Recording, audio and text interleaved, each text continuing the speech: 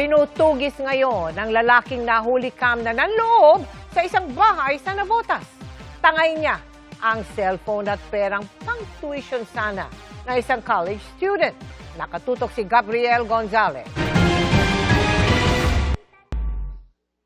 Sa kuha ng CCTV, walang takot na pumasok ang lalaking yan na nakasuot ng face mask sa isang bahay sa barangay NBBS Kaunlaran, Navotas, pasado alas 12 ng hating gabi nitong Miyerkules.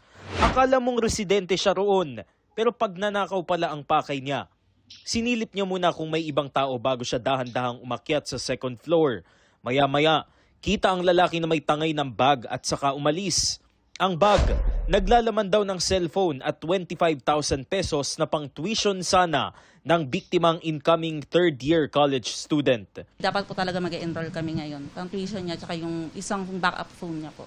Buti nga po yung iba na i-transfer na po through bank. Ayon pa sa ina ng biktima, nasa kwarto siya nang pumasok ang lalaki sa kanilang bahay. Hindi raw siya na-alerto dahil hindi tumahol ang alagang aso. Hindi po pinagtataka namin, sir. Kasi kahit po kami, pag biglang pasok po kami, talaga pong tumatahol sila eh. Kaya kahit din po kami, nagugulat kami na wala kayong ginawa. Ito pong dalawa. Kinukuwento po sa atin ng biktima na lumabas daw po yung kanyang anak bandang alas 12 pasado ng hating gabi para puntahan daw po yung tindahan sa unahan. Sinarado po niya yung gate pero hindi po nakalakagaya nito at nang makita po niya na nakabukas na yung kanilang gate, chinat na po niya ang kanyang kapatid para tingnan ng CCTV kung may pumasok sa kanilang bahay. Pinapasalamat ko lang po. Wala po talagang nangyari sa akin. Kasi wala po yung father ko dito, malayo sa amin.